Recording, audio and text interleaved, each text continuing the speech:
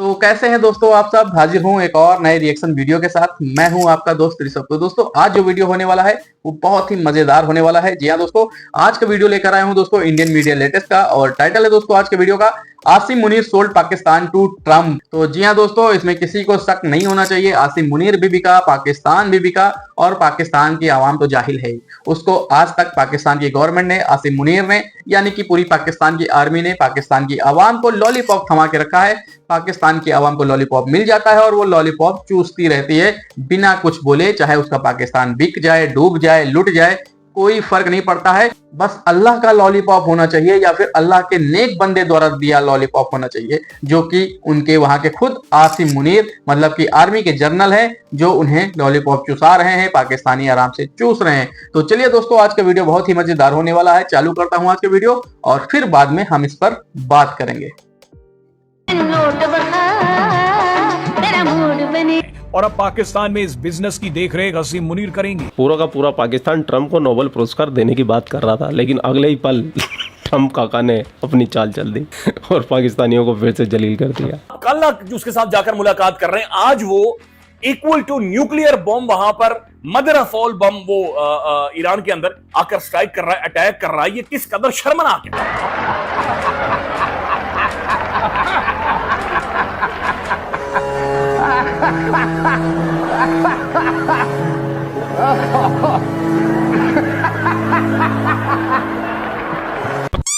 आज अमेरिकी सदर से मुलाकात हो गई है। उनको कहा है अमेरिका जब चाहे पाकिस्तान में अपनी बेसस बना ले। ओ नहीं नहीं नहीं, मेरे कहने का मतलब है पाकिस्तान ईरान में रेजीम। ओहो, गलत कह गया हूं, मेरा दिमाग घूमा हुआ है, बस पाकिस्तान बेच आया हूं। ये सितम है, ये जुल्म है, ये ज्यादती है, नाइंसाफी है, जो मर्जी नाम दे दे। और जैसे ही अमेरिका ने ईरान पे अटैक किया, उसके बाद से आसिम मुनीर की जगहसाई हो रही है, थू हो रही है। ऐसे है कि हमारी खारजा पॉलिसी तो मजाक बन गई है। एक आधा दिन पहले हमने सदर ट्रंप साहब को नोबेल पीस प्राइज के लिए नामजद किया, आज उन्होंने ईरान पे हमला कर दिया। तो हमने क्या सोच के उनको नोबेल पीस प्राइज के लिए नामजद किया है? तौबा तौबा तौबा तौबा। मुझे जिस तरीके से इन पाकिस्तानी जनरलों की परंपरा चली आ रही है, उसी परंपरा को आगे बढ़ाते हुए जनरल आसिम मुनीर ने पाकिस्तान को दिया। भाई कब ऐसा हुआ है कि अमेरिका भारत को पीछे करके आपको आगे करिए? तो कभी भी नहीं हुआ, तो वॉर ऑन टेरर के दौरान भी नहीं हुआ। अब क्यों हो रहा है? उनको कुछ उससे भी बड़ा चाहिए था और वो ईरान का मामला था। सही बात है। इसलिए भारत को थोड़ा सा वो पीछे कर रहे हैं और आपको आगे कर रहे हैं।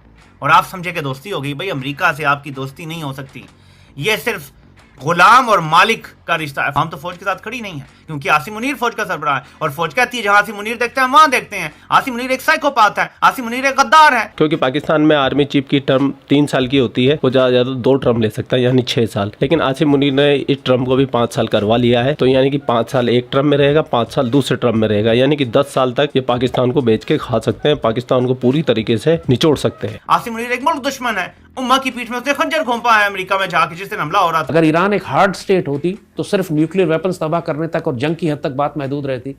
लेकिन अब नेतन्याहू को he can smell the blood जिसे कहते हैं, अब उसे खून की बू आ रही है। वो ही समझता है कि वो ईरान में रजीम चेंज कर सकता है। डॉक्यूमेंटेड पॉलिसी है, नेतन्याहू खुल के कह चुका है कि किसी मुसलमान मुल्क को एटमी ताकत नहीं रहने देंगे या बनने देंगे। डॉक्यूमेंटेड बात है ये। ईरान को उसने कहा था कि हम बनने नहीं देंगे, और पाकिस्तान को हमने किसी न किसी तरह तबाह करना है कि उसके पास ऑलरेडी है। आपने सबसे पहले घबराना नहीं है।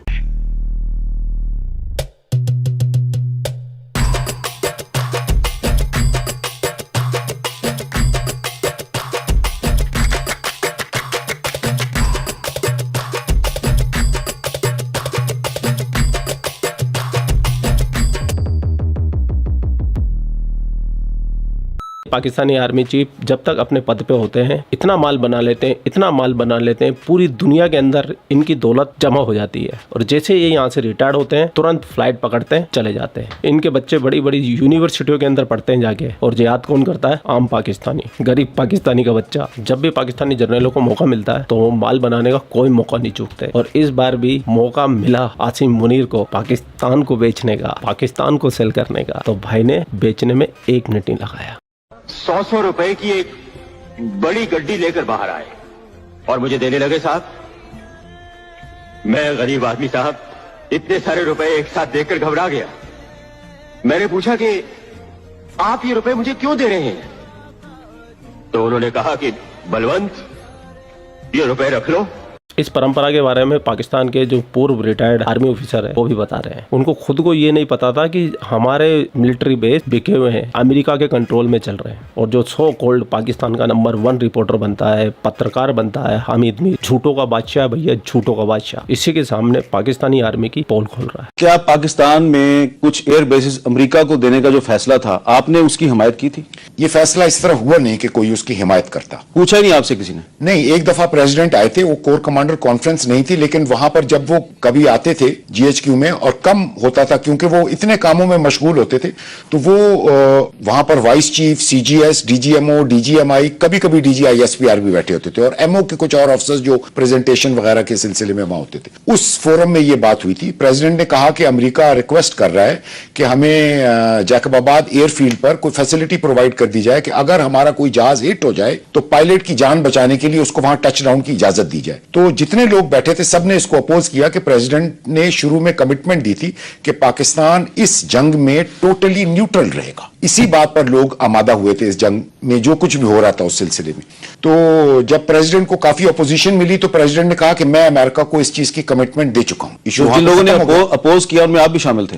हाँ, हम 4-5 लोग जो वहां बैठे थे, सबने कहा कि ये तो बड़ा गड़बड़ हो जाएगा अगर अमेरिकन जहाज पाकिस्तान के एयरपोर्ट पे उतरेंगे और यहां से उड़ेंगे। तो वो प्रेसिडेंट ने कहा कि मैं सिर्फ ह्यूमैनिटेरियन ग्राउंड्स पे ये इजाजत दे रहा हूं और ये मैं उनको इजाजत दे चुका हूं। फिर कुछ अरसे बाद हमें बताया गया कि प्रेसिडेंट हाउस से अहकामात आए कि वो जैकबाबाद एयरपोर्ट की सिक्योरिटी के लिए ट्रुप्स भेज दें। हमने जब ट्रुप्स वहां भेजे तो ट्रुप्स ने हमें ये रिपोर्ट दी, वो कोयटा से ट्रुप्स भेजे गए थे। ट्रुप्स ने ये रिपोर्ट दी कि वो जैकबाबाद एयरफील्ड तो पूरा अमेरिकन ने घेरे में लिया हुआ है और हमें अंदर जाने की इजाजत नहीं है। और पाकिस्तानी फौज को अपने मुल्क में अपने ही फौजी अड्डे के अंदर जाने से अमेरिकी फौज ने रोक दिया। जी, और फिर हमने वो घेरा उस अमेरिकन घेरे के बाहर प्रोटेक्शन के लिए लगाया, और फिर इन लोगों ने बाद में हमें यह बताया कि वहां से रोजमर्रा जहाज आते जाते। फैसल साहब, कुछ अरसे के बाद मुझे प्राइवेट कनेक्शन के जरिए यह पता चला कि पसनी एयरपोर्ट भी इसी तरह अमेरिकन के पास है और शुरू से है, और मुझे इसका पता नहीं था।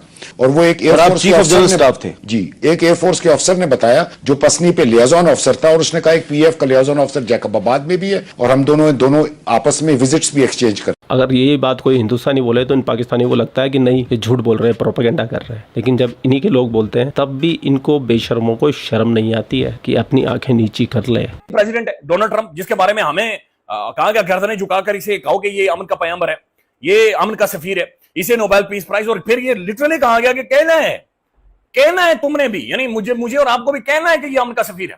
यानी खुदा का नाम है भाई, गोबर को हलवा जबरदस्ती हमसे करवा रहे हो भाई, वो गोबर है, तुम कह रहे हो नहीं हलवा है। किधर का अमन का सफीर, किधर क्या घंटे का अमन का सफीर? सारी दुनिया हंस रही है हम पर। यानी कौन है जो पॉलिसीज बनाता है? कोई दफ्तर खारजा है, कोई स्टेट के अंदर को बैठने वाले कोई लोग मौजूद है।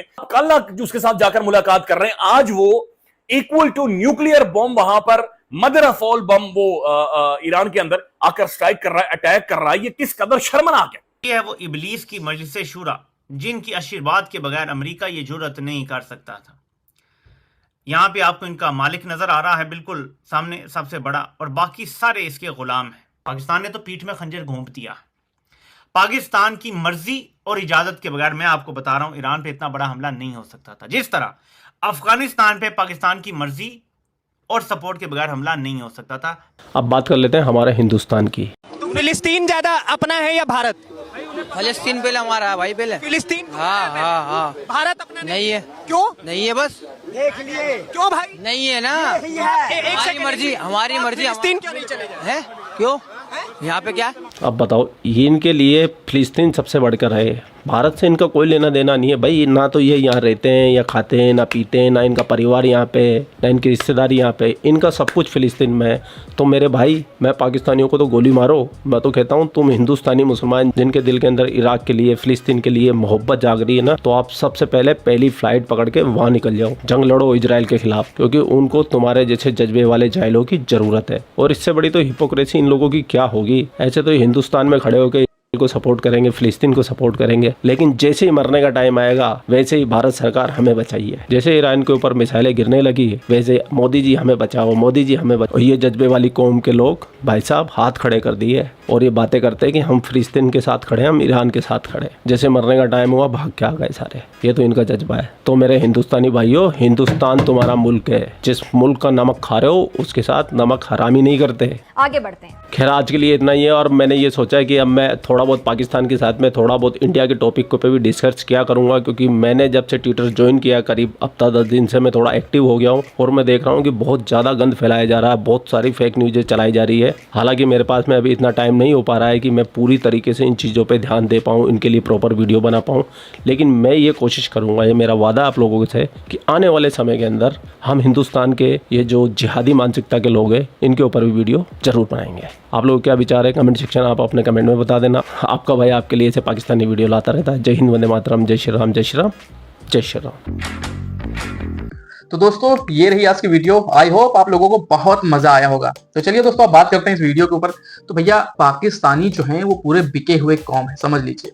पाकिस्तानियों को खरीदने के लिए सिर्फ उनकी सही कीमत लगाओ, वो तुरंत फट से बिक जाएंगे। अरे जब उनका आर्मी चीफ बिक गया है ट्रंप के हाथों, अमेरिका के हाथों, तो आवाम तो जाहिर सी बात है जो अल्लाह अल्लाह करती रहती है, इस्लाम के पीछे भागती रहती है, उसे लॉलीपॉप दिया जाता है। लॉलीपॉप ही तो दिया जाता है। आपके air marshal army chief Asim Munir क्या कहते हैं?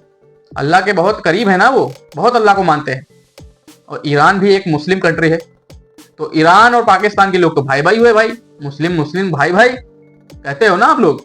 तो भैया क्यों नहीं गए आसिम मुनीर ईरान के पास, ट्रंप की गोद में जाके बैठ गए ईरान को धोखा देके। और दोस्तों आप लोगों ने देखा होगा कि किस तरीके से इस वीडियो में भाई पाकिस्तान के लोग ही कह रहे हैं कि यहाँ की जो मीडिया है वो पूरी बिक चुकी है, यहाँ की मीडिया से वो चीजें बुलवाई जाती हैं।